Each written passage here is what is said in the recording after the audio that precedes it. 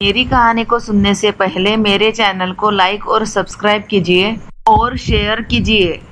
एक गांव में किसान रहते थे।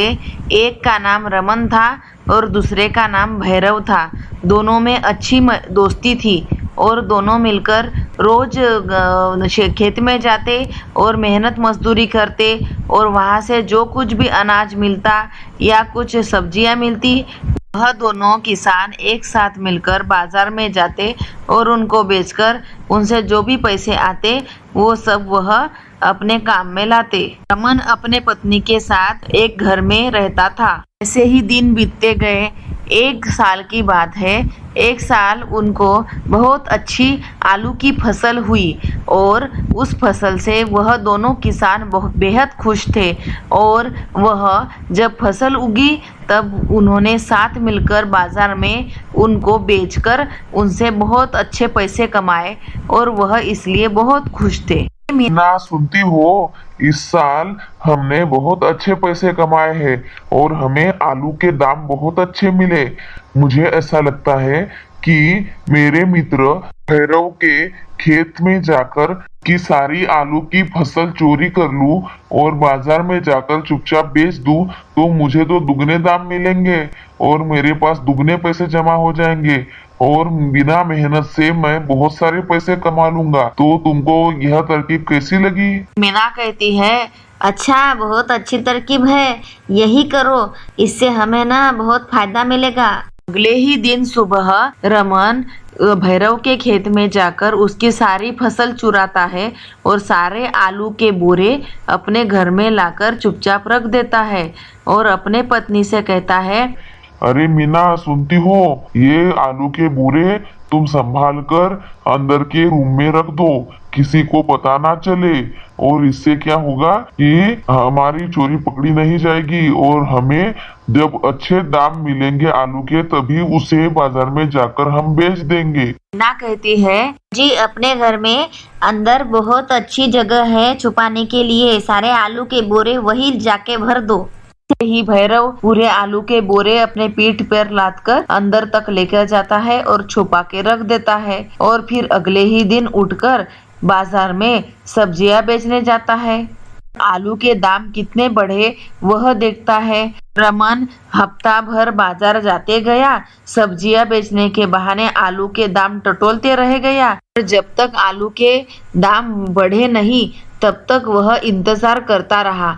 एक दिन ऐसा आया कि आलू के दाम 40 रुपए तक बढ़ गए। रमन ने सोचा कि लोगों के साथ बातचीत करके 40 रुपए का मैं 50 रुपए भाव कर देता हूँ, फिर मुझे बहुत अच्छे दाम मिलेंगे। बाजार में बेचने के लिए सिर्फ 2 ही किसान थे जिनके खेती में आलू का उत्पन्न होता था और उसके मित्र भैरव की खेती के आलू रमन ने चुरा लिए थे और सिर्फ रमन के पास ही आलू थे, इसलिए सारे लोगों को इंतजार था कि आलू कब बाजार में बेचने के लिए आएंगे और हमें खाने को कब मिलेंगे। आलू ही नहीं तो सब्जी का क्या मजा। इसलिए सारे लोग इंतजार करते रह गए और रमन ने आलू बेचने लाए ही नहीं जब तक उसे अच्छे दाम नहीं मिल जाते। फिर इसी बात का फायदा लेकर रमन कुछ लोगों के पास गया और उनसे बोला कि अरे भैया, तुम्हें आलू चाहिए क्या?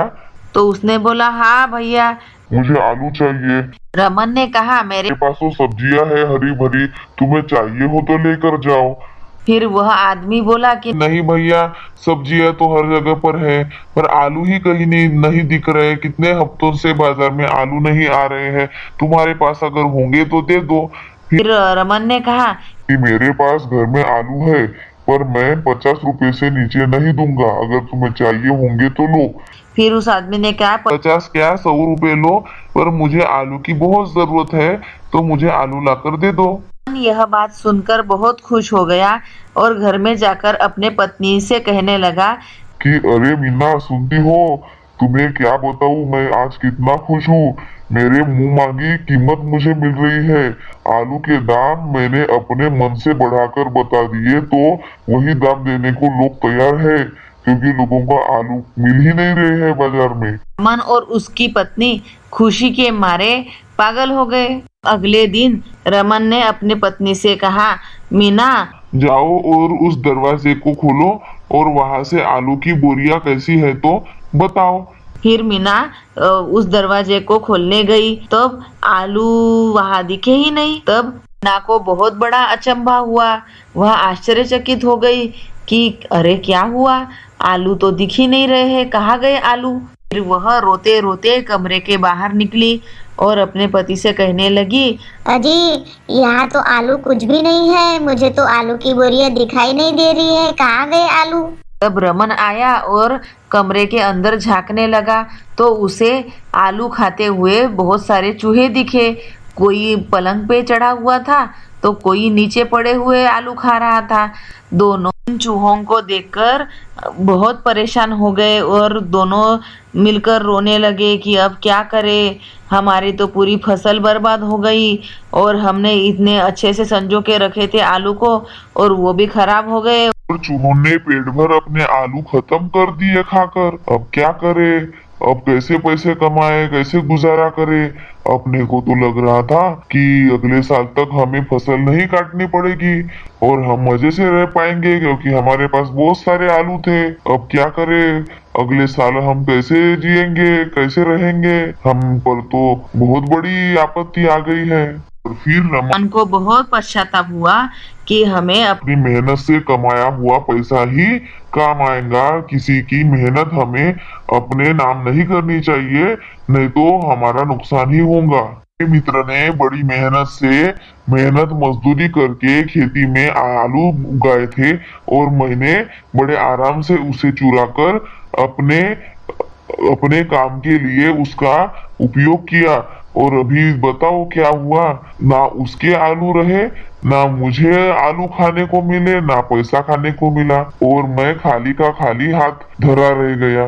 इस कहानी से हमें यही सीख मिलती है कि कभी भी लालच नहीं करना चाहिए। जितना लालच करोगे उतना तुम्हारा नुकसान होगा। इसलिए अपनी मेहनत पर ही भरोसा रखो और उसी से पैसे कमाओ। बताओ बच्चों, आपको कैसी लगी ये मेरी कहानी। अगर अच्छी लगी हो तो मेरे चैनल को लाइक करो, शेयर करो और सब्सक्राइब करो प्लीज। Good bye.